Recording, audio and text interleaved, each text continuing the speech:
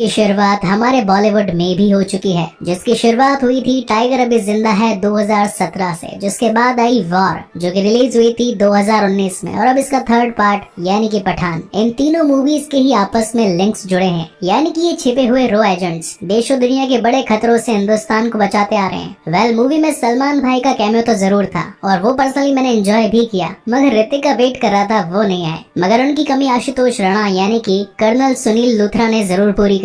King Khan जो कि जाने जाते हैं अपने बेहतरीन लुक्स और ऑन टाइम डायलॉग डिलीवरी के लिए, बस जब भी स्क्रीन पर आते हैं छा जाते हैं। और ऐसी ही कुछ बात पठान मूवी में भी थी। और अब जब इतनी ही तारीफ हो चुकी है, so now without wasting any time चलिए आते हैं इस कहानी की मेन स्टोरी लाइन की तरफ। वक्त दिखाया गया है 5 अगस्त 2019 का। जगह है पाकिस्तान। यहाँ के जनरल अपना रूटीन चेकअप करवाने के लिए जब हॉस्पिटल पहुँचे तो डॉक्टर ने बताया कि आपको कैंसर है और आपके पास सिर्फ 3 सालों का वक्त है। उसी वक्त टीवी पर एक न्यूज आ रही थी कि हिंदुस्तान में आर्टिकल 370 को कैंसिल कर दिया गया है। डॉक्टर का कहना था कि ये तो सरासर पागलपन है, जबकि जनरल का कहना था कि अब जंग होगी। हिंदुस्तान ने खुद अपने पैरों पर कुल्हाड़ी मार दी है। जिसके बाद वो कॉल लगाते हैं एक थर्ड पार्टी कॉन्ट्रैक्टर को, जो कि है एक टेररिस्ट ऑर्गेनाइजेशन जिसका नाम है आउटफिट एक्स। ये सिर्फ पैसों के लिए काम करती है। लीडिंग बाय जॉन अब्राहम यानी कि जिम। जनरल का जिम से कहना था कि मुझे हिंदुस्तान का सर्वनाश चाहिए, जिस पर जिम उन्हें रिप्लाई करता है कि आपका काम हो जाएगा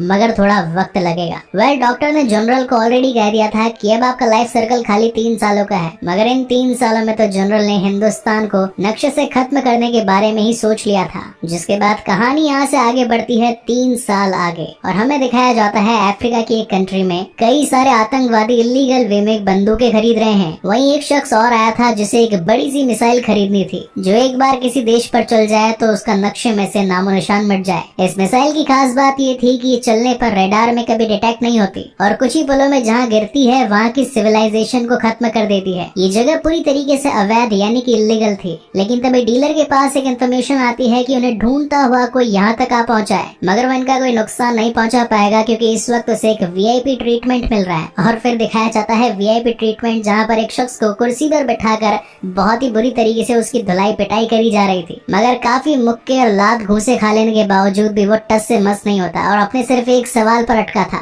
और यही धांसू एंट्री होती है none other than king Khan Shahrukh Khan की, बोले तो पठान। डीलर के पास आया शख्स भी उससे पूछने लगता है कि आखिर पठान तुम जिंदा कैसे बचे, तुम्हें तो आज से 2 साल पहले जिम ने मरवा दिया था। लेकिन ये सब तो पठान की एक चाल थी, उसने ऑलरेडी रस्सी से अपने हाथों को खोल लिया था और वहाँ मौजूद गुंडों को खत्म करके उस बंदे से एक ही सवाल था कि रुबई कहाँ पर है। वेल, अब 4 सालों के बाद इतनी शानदार मूवी आई है तो फाइट एंड एक्शन होना तो लाजमी था। तो यहाँ पर काफी सारी गोलियां चलती हैं, हेलीकॉप्टर में लगी मशीन गन से पूरी जगह की ऐसी की तैसी कर दी जाती है और यहाँ से हमारे पठान मियाँ उस बंदे को अपने साथ लेकर उड़ जाते हैं। जिसके बाद सीन शिफ्ट होता है न्यू दिल्ली में, जहाँ हमें यहाँ की ऑपरेशन लीड को दिखाया जाता है। वेल, नाम तो डिम्पल कपाड़िया है, लेकिन पूरी फिल्म में इन्हें मैम के अलावा और कुछ नहीं कहा गया है। यहाँ तक कि विकिपीडिया और कास्ट भी मैंने चेक करी तो इस मैम ही नाम लिखा रहा है, तो मैम से काम चला लीजिएगा। इनके सैटेलाइट डिटेक्टर से इन्हें पता चलता है कि इन्हें रुबई मिल गई है फ्रांस के एक रेलवे स्टेशन पे। अब फ्रेंच स्पेशलिस्ट हूँ तो थोड़ी फ्रेंच तो झाड़ूंगा। वेल, जिस जगह वो खड़ी थी उस जगह लिखा था सॉर्थ, और इंग्लिश में सॉर्थ का मतलब होता है एग्जिट, यानी कि वो जस्ट रेलवे स्टेशन से क्रॉस हो रही थी और तभी वहाँ की सीसीटीवी फुटेज में उसकी इमेज कैप्चर हो गई। मैम का रुबई से पुराना लेना देना था, इसलिए वो दिल्ली से चार्टर्ड प्लेन में बैठकर रुबई को पकड़ने के लिए निकलती है। वहीं उनके साथ बैठा एजेंट उनसे पूछता है कि क्या रुबई का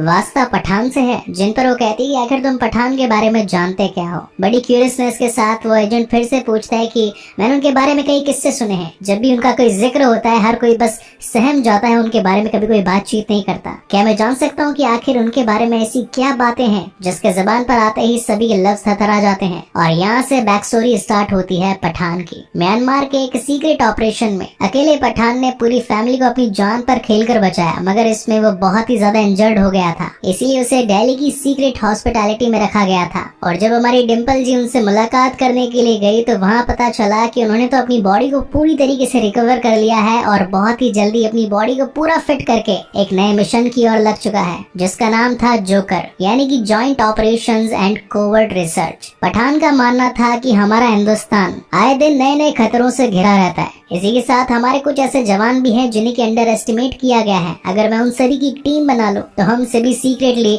उन सभी का खात्मा कर पाएंगे। मगर कपाड़िया जी का कहना था कि इस काम के लिए मुझे न जाने कितनी सारी परमिशंस की जरूरत पड़ेगी, क्या तुम इस बारे में सोच भी भी सकते हो। और वैसे भी अब तो उनके रिटायरमेंट के दिन आ चुके थे, लेकिन पठान कहता है कि देश के लिए करना एक सैनिक का असली कर्तव्य होता है। और फाइनली कपाड़िया जी मान जाती है, जिसके बाद हमें वहाँ की एक सीक्रेट फैसिलिटी दिखाई जाती है जिसमें जोकर टीम को असेंबल किया जाता है। वहीं पर एंट्री होती है आशुतोष राणा जी की, यानी कि वॉर मूवी से सुनील लूथरा जी की। उनका मानना था कि ये टीम वेस्ट ऑफ टाइम है, ये सिर्फ अंडों से निकले छिलके हैं। इन्हें तो अभी तक ये भी नहीं पता कि असली मिशन में किन किन प्रॉब्लम्स का सामना करना पड़ता है। जबकि पठान और उसकी टीम उन्हें विश्वास दिलाती है कि हम जिस काम के लिए निकले हैं उस काम से सिर्फ और सिर्फ देश की भलाई ही होगी। हमारे गुप्त सूत्रों के अकॉर्डिंग हमें ये पता चला है कि दुबई में प्रेसिडेंट की एक स्पीच होने वाली है, जहाँ पर हमारे देश के कुछ साइंटिस्ट भी आने वाले हैं, मगर उनकी जान को खतरा है। तो मैं चाहता हूँ कि आप पुलिस एक्टिविटी को और ज्यादा अलर्ट कर दीजिए और मैं और मेरी टीम बाकी आने वाले खतरों को संभाल लेगी। और फिर हाई बजट वाली मूवी के हाई बजट प्लेसेस को दिखाया जाता है, यानी कि दुबई की शूटिंग, बड़ी बढ़िया गाड़ियाँ, लंबी बिल्डिंग्स और काफी सारी पुलिस सिक्योरिटी के बीच से गुजरते हुए हमारे प्रेसिडेंट। लेकिन तभी पठान को क्लिक होता है कि ये सब कुछ हमारा ध्यान भटकाने के लिए था। उन टेररिस्ट ऑर्गेनाइजेशन का मेन एम प्रेसिडेंट को नुकसान पहुंचाना नहीं, बल्कि उन दो साइंटिस्ट को वहां से ले जाना है। जब तक ये बात पुलिस तक स्प्रेड होती और सभी अपने पोजीशन को ले पाते, मगर तब तक दूसरी तरफ जॉन अब्राहम उर्फ जिम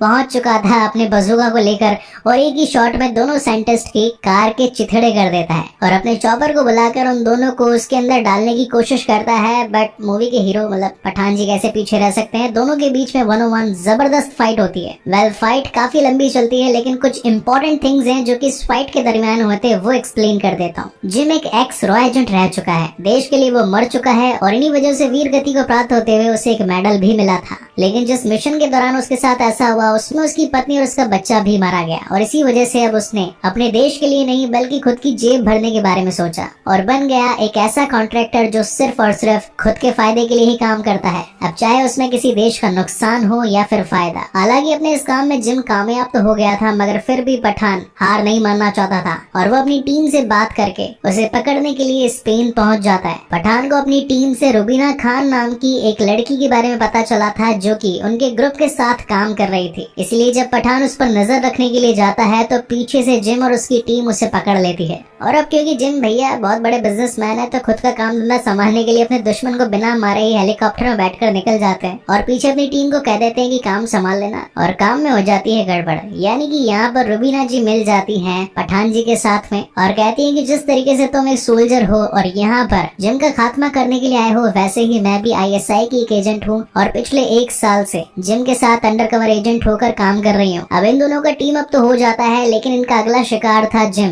जो कि पकड़ में कैसे आएगा उस चीज की दोनों प्लानिंग लगाने लगते हैं। तभी इन्हें पता चलता है कि जिम अपनी अगली डिलीवरी 1 हफ्ते बाद लेने वाला है, जिसका नाम है रक्त बीज। ये एक ऐसा केमिकल है जो कि अगर फैल गया आसमान में तो पूरी की पूरी इंसानियत को ही खत्म कर देगा। अब ये रक्त बीज कहीं जिम के हाथ में लग जाए, इसीलिए ये दोनों पहुंचते हैं रशिया। लेकिन यहाँ पहुंचने पर इनके सामने एक सबसे बड़ी चुनौती थी यहाँ का एक सीक्रेट वॉल्ट। ये इतना ज्यादा मजबूत था कि इसे ना ही बम से तोड़ा फोड़ा जा सकता था, ना ही लेजर से काटा जा सकता था और ना ही इसमें ड्रिल करके अंदर जाया जा सकता था। खोलने का सिर्फ एक ही रास्ता है और वो है इसका ताला और चाबी। जहाँ ये दोनों ही चीजें दो अलग अलग शख्स के हाथों में थी। अब हमारे पठान भी है स्मार्ट रो एजेंट ऑफ द वर्ल्ड, मतलब इंडिया, रशिया के ठरकी ऑफिसर के पास भेज देते हैं ये रुबई को, जो कि उसके फिंगरप्रिंट्स उठा ले आती है। वहीं दूसरी कैरन मैडम के घर खुद पहुंच जाते हैं। एक फनी सीन भी था यहाँ पे, कैरन फिंगरप्रिंट्स के मिल जाने के बाद में इनका अगला टास्क था इन्हीं के ऑफिस से ताले और चाबी को चुराना, जो कि थे शहर के अलग अलग हिस्सों में। और इस चोरी को कंप्लीट करने के लिए ये हेल्प लेते हैं 2 शानदार और प्रोफेशनल पायलट्स का। और काफी मेहनत मशक्कत के बाद में फाइनली ये लोग उस चोरी को अंजाम दे देते हैं और उसमें से निकाल ले आते हैं रक्त बीज। लेकिन यहाँ हो जाती है एक गड़बड़, यानी कि रुबई मैडम दे देती है पठान जी को धोखा।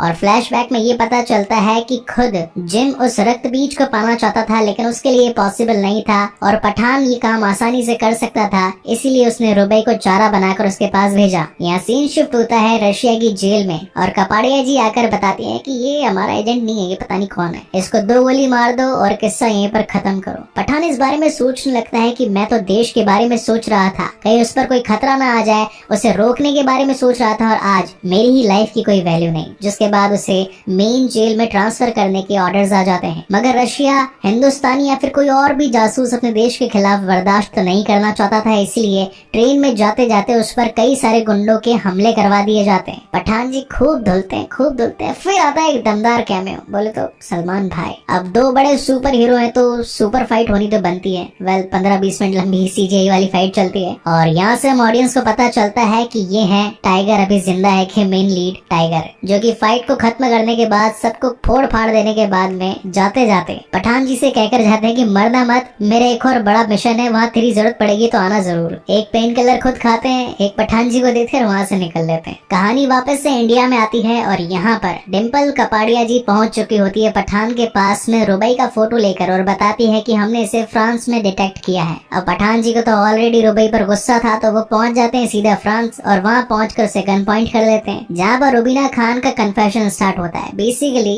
उसके मन में उसकी देशभक्ति जाग चुकी थी। जिम जिस काम के लिए उस रक्त बीज का इस्तेमाल करने वाला था, उससे कई सारे मासूमों की जान जाने वाली थी और ये बात पहले रुबई को नहीं पता थी। और जब उसे बात पता चली तो उसका मन बदल गया और फाइनली उसने पठान के साथ टीम अप कर लिया। इस बीच हमें इन दोनों एजेंट्स की एक बैक स्टोरी भी दिखाई जाती है, जहाँ पठान बताता है कि आज से कई सालों पहले अफगानिस्तान में एक टेररिस्ट को मारने के लिए उसके मोबाइल में GPS लोकेशन को लॉक कर दिया गया और एक मिसाइल को छोड़ दिया गया, लेकिन बाद में पता चला कि वो इंसान कोई टेररिस्ट नहीं बल्कि एक स्कूल का टीचर है। तो उस जगह को पूरी तरीके से खाली करवाया गया और सिर्फ 1 मिनट बचा था मिसाइल को उस जगह पर गिरने में, मगर पठान ने काफी दिलेरी से उस मोबाइल को आसमान में फेंका और वो मिसाइल उससे जाकर टकराई। हालांकि लोगों की जान तो बच गई, लेकिन 3 महीनों तक पठान अफगानिस्तान के उस छोटे से कस्बे में ही रह गया। मगर वहाँ के लोगों ने उसे सपोर्ट किया और कहा कि तू हमारा बेटा है पठान और तुझे जब भी कभी हमारी जरूरत पड़ेगी हम तेरी मदद करेंगे। वहीं रुबई की बैक स्टोरी दिखाई जाती है कि उसके पिता,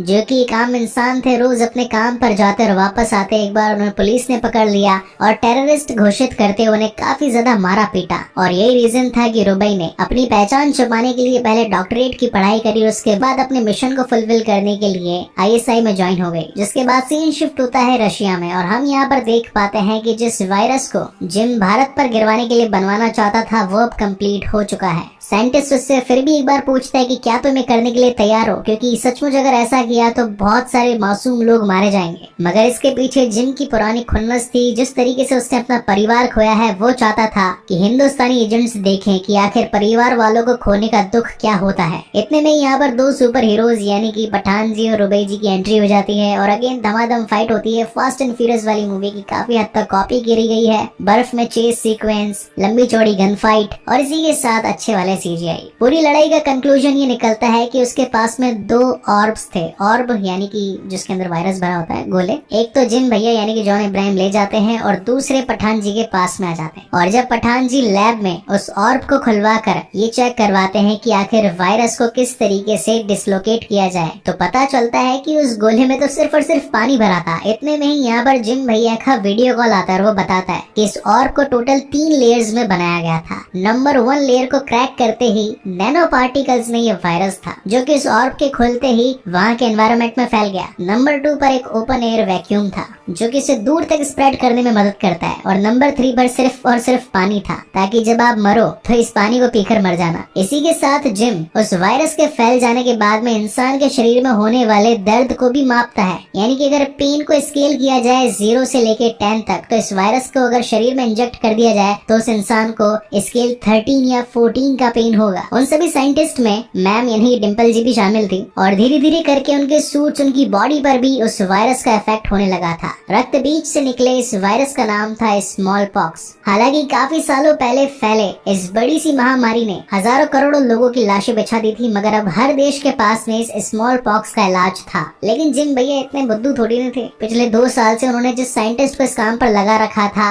उसका काम था इस वायरस को म्यूटेट करना। ये वायरस जहाँ पर भी गिरता सिर्फ 3 घंटों में ही अपने पेशेंट को इन्फेक्ट करके उसकी जान ले लेता। यानी कि अगर ये किसी शहर में गिरा और कोई इंसान अगर उस शहर से 3 घंटे से पहले बाहर नहीं निकल पाया, तो यानी कि वो बीमारी इस पूरे शहर को खत्म कर देगी। और अब क्योंकि इस लैब के इस बड़े से ग्लास कंटेनर में ही ये वायरस अवेलेबल था, तो यहाँ के साइंटिस्ट अपने आप को कुर्बान कर देने के लिए तैयार थे, ताकि ये वायरस और बाकी जगह फैलकर बाकी लोगों को इन्फेक्ट ना करे। और यहाँ से आती है कहानी प्रेजेंट टाइम में, यानी कि जिस शख्स को पठान शुरुआत में हेलीकॉप्टर से लेकर भागा था, उसकी धुलाई पिटाई करी जाती है और पूछा जाता है कि अब बता जिम अपने वायरस और मिसाइल का इस्तेमाल कौन से देश पे कौन सी जगह पर करने वाला है। हालांकि बंदे को ये तो नहीं पता था कि वो मिसाइल किस जगह पर गिरने वाली है, मगर उसे ये पता था कि उसे लॉन्च कहाँ से करने वाले हैं। वो जगह थी अफगानिस्तान। इसीलिए पठान मियां अपनी टीम के साथ पहुंच जाते हैं अफगानिस्तान बड़ी ही शानदार एंट्री के साथ। बेसिकली इस वक्त लाहौर के कमांडर जिन्होंने आज से 3 साल पहले हिंदुस्तान को खत्म करने का सौदा किया था, वो आज अपनी डिलीवरी लेने के लिए आए थे इस रक्त बीज वायरस की। लेकिन इस वायरस के कुछ इन्फेक्टेड मरीज अफगानिस्तान की एक छोटे से शहर में मिले तो जनरल कमांडर गुस्सा हो गए कि तुमने तो कहा था कि ये सिर्फ मुझे मिलेगा, तो आखिर ये कोई और यूज कैसे कर सकता है। तो जिम भैया अपने कुछ सैनिक वहाँ पर भिजवाते हैं, चेक करवाते हैं कि भाई क्या दिक्कत हो गई, मेरे यूज करने से पहले वायरस किसने यूज कर लिया। लेकिन ये सब कुछ पठान की एक चाल थी। ये वो शहर था जिसकी उसने आज से कई सालों पहले मदद करी थी। ये लोग उसके परिवार थे और इन्हीं सभी बातों का फायदा उठाकर पठान मियां ने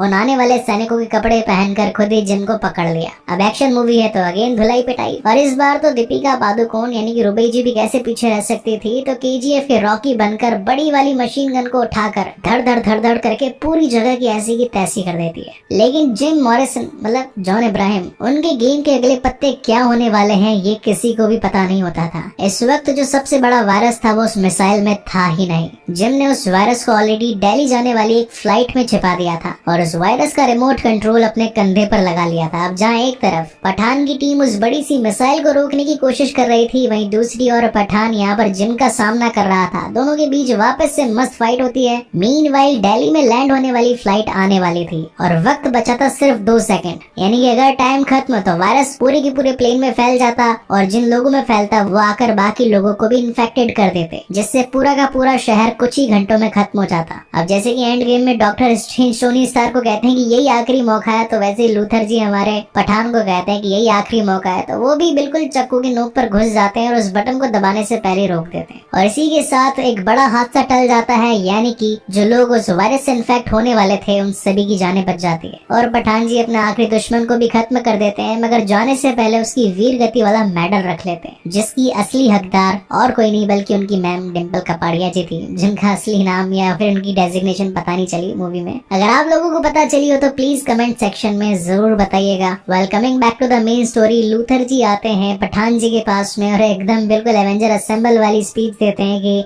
हमें वापस से टाइगर और कबीर को इस गैंग में लाना पड़ेगा और देशों दुनिया से हमारे भारत को बचाना पड़ेगा, जिसमें तुम सभी की हेल्प लगेगी। और इसी तगड़े सस्पेंस के साथ ये शानदार कहानी यहीं पर खत्म होती है। वेल इस मूवी का एक पोस्ट क्रेडिट सीन भी है जहाँ पर हम टाइगर और पठान को देख पाते हैं, जो कि इंटरनली इस बॉलीवुड के फ्यूचर के बारे में बात कर रहे थे कि यार 30 साल हो गए काम करते हुए, आखिर कौन संभालेगा, लेकिन देश हमारा है तो हमें तो संभालना ही पड़ेगा। पब्लिक के लिए ये सिर्फ एक मूवी फिगर के बारे में बातें हो रही थी कि एक रॉ एजेंट है तो देश को कैसे बचाएंगे, लेकिन यहाँ पर इंटरनली एक बीइंग ए एक्टर इस बॉलीवुड में एक्टिंग करने वाले सभी हीरोज के बारे में बातें हो रही थी। अगर हम नहीं करेंगे तो और कौन करेगा। हालांकि मैं इसे एक पॉजिटिव वे में लूंगा क्योंकि सचमुच ऐसे बेहतरीन कलाकार अभी इस इंडस्ट्री में कम ही बचे हैं। वेल आप मेरी इस बात से कितने % अग्री होते हैं मुझे कमेंट सेक्शन में जरूर बताइएगा। और अगर वीडियो अच्छा लगा हो तो प्लीज इसे लाइक कमेंट शेयर कीजिएगा और अगर पहली बार इस चैनल पर आए हैं तो इसे सब्सक्राइब जरूर कीजिएगा, क्योंकि इसी तरीके की बेहतरीन मूवीज मैं आप लोगों के लिए लाता रहता हूँ। तब तक के लिए keep watching and stay safe. मिलते हैं अगले वीडियो में।